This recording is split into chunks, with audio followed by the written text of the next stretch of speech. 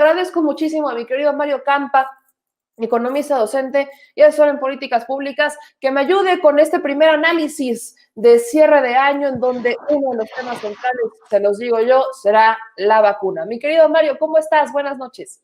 Hola, Meme, buenas noches, ¿cómo están? Noches ya. También son noches allá, excelente, compartimos el mismo cielo al menos. Mi querido Mario. Oye, Mario, tengo que empezar preguntándote esto. ¿Qué opinas tú de este dilema que surge el día de hoy, bueno, el fin de semana, desde el viernes, sábado, domingo y hoy todavía lunes, que ya se empieza a disipar, sobre la comercialización de la vacuna COVID? No faltó el que se puso a decir que su familia ya se había ido a vacunar a Houston, que no hicieron fila, que ellos pagaron, ¿no? Que todo feliz de la vida y contentos. No faltó el que dijo que Walmart las iba a distribuir, luego Walmart reculó y dijo, a ver, no espérense, no es que vayamos a venderlas, son las del gobierno, no aguantan en las carnes. Y hubo una tergiversación de información en donde muchas personas en las redes sociales no dejaron de mostrar su descontento sin tener la información completa. En este análisis, la pregunta es una: ¿qué tan viable es la comercialización de las vacunas COVID en este momento? Sí, bueno, a ver, primero creo que hay que contextualizar un poquito. Hay casi 200 tipos de vacunas compitiendo en estos momentos por ser aprobada en los gobiernos. Son un puñado, acaso 5, las que ya están en una fase avanzada, y eso no quiere decir que ya esté comprobado que no tienen efectos secundarios. Puede ser que los desarrollen incluso en el 2021 o en el 2022. Sin embargo, dada la urgencia de aprobar algo que combata este virus, pues se ha optado por comprar y ver qué pasa después. Claro, suponiendo algunos con ciertos límites a esa incertidumbre, ¿no? No se va a autorizar cualquier cosa, pero sí están aceptando los países un uso de emergencia, ¿no? Es incluso un término legal, un término que le da una especie de trato especial a estas vacunas, ¿no? Entonces, ¿qué es lo que está sucediendo en estos momentos? Que son de 4 a 5 millones de unidades las que se han distribuido en el mundo y ya se han inyectado. Más de 1 millón, casi 2 millones, están concentradas en los Estados Unidos, porque Estados Unidos llegó, digo, por su poder de negociación, por su poder de compra, por ser el país más grande en términos económicos, el país hegemónico, negoció con los laboratorios antes, ¿no? Entonces tiene un arreglo con Moderna y con Pfizer. Y esas dos vacunas le han permitido distribuir rápidamente y hasta alcanzar incluso a cubrir un alto porcentaje de su personal de primera línea, es decir, de sus médicos, enfermeras, etcétera, ¿no? Ahora, fuera de Estados Unidos, ¿cuáles son los países que están vacunando más? China, que ya empieza a tener por su gran tamaño, el gran tamaño de su economía con tanta población, ciertos laboratorios, ¿no? Y tiene incluso una vacuna propia. Y además Rusia, ¿no? Que tiene la Sputnik 5 y es prácticamente la misma lógica. Un país que en algún momento fue potencia, desarrolló sus laboratorios, tienen una infraestructura y además desarrolló una vacuna con cierto riesgo. Incluso hay países como Argentina que han dicho, bueno, yo prefiero arriesgarme con esa vacuna sabiendo que hay más o menos ciertas evidencias de que no es dañina y que podría así desarrollar cierta inmunidad, y me la juego con esa vacuna, ¿no? Pero fuera de esos 3 países, son contados los que realmente ya tienen una distribución importante. Es Reino Unido, es Canadá, incluso Canadá no supera las 50,000 dosis. Y ya después de esos 5 vendría Bahrein, que también tiene una farmacéutica que decidió experimentar en ese país. No es que ya esté comprobado que sea una gran vacuna. Israel, ahí llevamos 7, y en América Latina son 3, Costa Rica, Chile y México, ¿no? México y Chile llevan aproximadamente 7 o 8 mil dosis y Costa Rica apenas va empezando, ¿no? Fuera de esos 10, en el último día, en las últimas 24 horas, vaya, se incorporaron Alemania y Dinamarca, ¿no? Ese es el estado actual de la distribución de la vacuna en el mundo. Estamos hablando de 4 o 5 millones de unidades para una población de casi 8 mil millones de personas. La capacidad está sumamente restringida, y esto no es porque las farmacéuticas no quisieran de la noche a la mañana tener todas las unidades listas esperando a un comprador, sino porque tienen una capacidad instalada sumamente restringida. Están produciendo el resto de las vacunas que tienen para otros medicamentos, otras enfermedades, otros virus, y además tuvieron que desarrollar esta vacuna que sí les va a representar una utilidad y están haciendo esfuerzos por desarrollar capacidad adicional. Entonces, tenemos en este momento una competencia internacional, todas las potencias del mundo, incluso una iniciativa de las Naciones Unidas encomiable, incluso sugerida por México, que es el COVAX, es básicamente un dinero acumulado, agregado para intentar comprar antes para países de ingreso medio y bajo, pero todos estos países están compitiendo por las primeras unidades, ¿no? Tenemos que hasta mediados de 2021 es que realmente vamos a tener cierta producción importante en el mundo, pero antes realmente los países están compitiendo y a tal punto están compitiendo, fíjate, que llevamos casi 2 millones de unidades o 2 millones de personas vacunadas en los Estados Unidos y hay más de 190 países en el mundo que no han vacunado a uno de sus médicos, enfermeras o personal de salud. Esto nos hace ver que es sumamente restringida la capacidad. Si tú le dieras al mercado la capacidad de decidir a quién le va a distribuir la vacuna, ¿qué es lo que sucedería? Si tú le dijeras, bueno, Walmart o CVS, estas farmacias, en México podemos hablar de Benavides o la de FEMSA, distribuyanlo ustedes. ¿Qué es lo que sucedería? Que tendríamos a las personas con mayor poder adquisitivo, a los más ricos, pujando por la vacuna, elevando su precio, evidentemente, y el precio se establecería en un nivel muy alto de tal forma que esa vacuna no podría llegar a las capas más bajas de la población. E incluso, como los ricos son los primeros que se anticipan a la compra de la vacuna, no tendríamos al personal médico que está en la primera línea vacunándose. ¿Y qué implicaría esto? Que quizás seguirían muriendo estas personas en primera línea en los hospitales y esa capacidad que tú necesitas para atender a la población se te vería sumamente mermada a tal punto de que no la podría sustituir en el corto plazo. Requieres años para entrenar a un médico en ciertas especialidades, en capacidad de atención intensiva, etcétera, etcétera, ¿no? Entonces, fíjate todo lo que tenemos que considerar antes de decir, bueno, vamos a liberarla al mercado y que sea él el que decida quién va.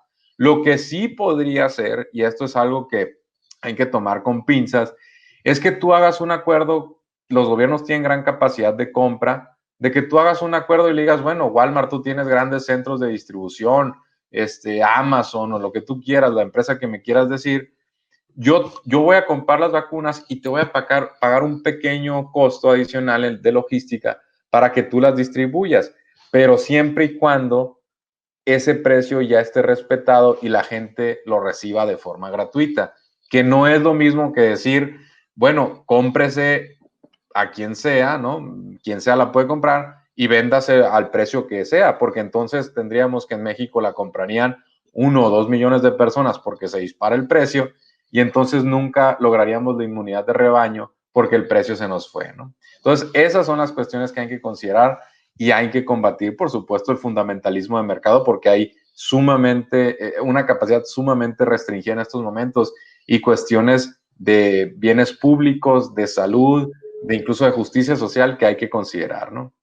Ahora, particularmente uno de los dilemas más grandes que hay aquí es también cuando entran los estados, ¿no? Entran los gobernadores de la Alianza Federalista a hacer también su luchita, ¿no? Ellos también son son estado, ¿no? Ellos tienen gobiernan cada uno de sus estados. Y ellos se quejan de que sea el gobierno federal el que haga esa distribución.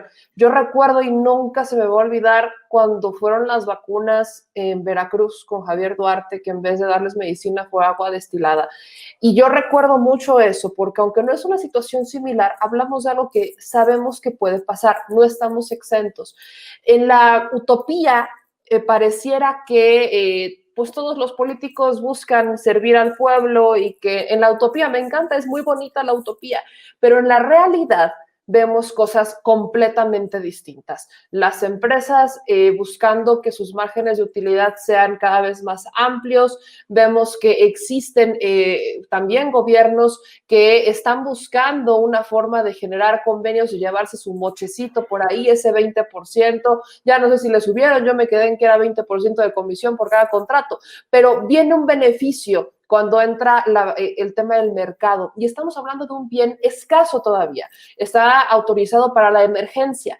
Yo también me encantaría, como tú dices, Mario, que existiera ya una distribución generalizada y ahora le abren al mercado y ahora sí que la compre quien la tenga que comprar, porque incluso hablaríamos de una competencia de mercado. Seamos realistas. ¿Cuántos actualmente tienen la posibilidad de adquirir la vacuna? ¿Cuántas empresas tendrían la capacidad de invertir para traer la vacuna? No va a ser un tiro barato, no sería barato, no me lo imagino barato y por ende no me imagino que sea accesible para todos. Pero en el caso de los estados, ¿tú qué camino sugieres? ¿Cómo ves pues esta parte en la que salen los gobernadores a decir, oye, no, yo quiero decidir cómo y a quién vacuno primero y cómo le hago?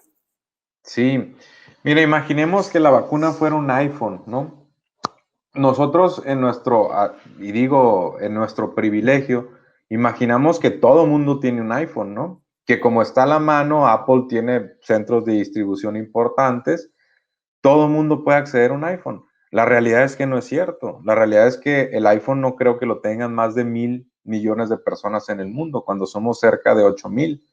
Imagínate, y además tenemos que hay una restricción de capacidad y que todo mundo quiere comprar ese iPhone, en este caso una vacuna, porque es una cuestión de vida o muerte.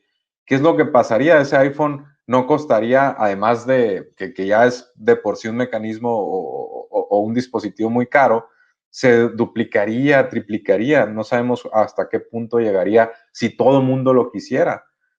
Y eso dejaría fuera del mercado, ¿no? De este mercado de la vacuna, a muchísima gente solamente por el hecho de que se encareció.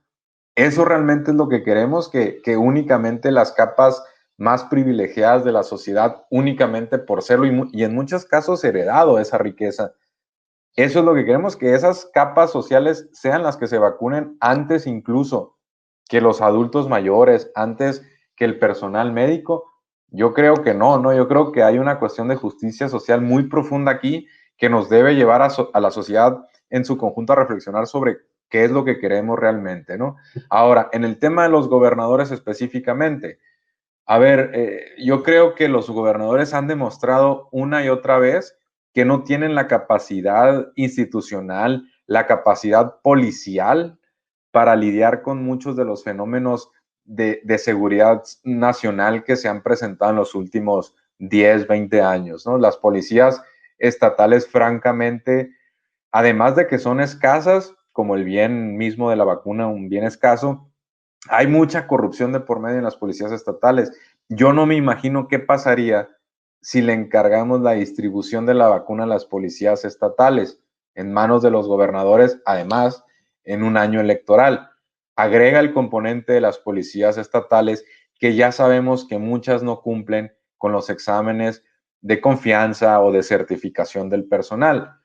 ¿Qué pasaría? A lo mejor estaríamos expuestos a que el crimen organizado desviara parte de esas dosis. Estaríamos expuestos a un mercado negro, estaríamos expuestos a corrupción de esas mismas policías o de la distribución que hicieran esas policías de la vacuna. Estaríamos expuestos a mermas en los hospitales privados o a precios exorbitantes. Estaríamos expuestos en los hospitales públicos quizá también a desvíos de la parte administrativa.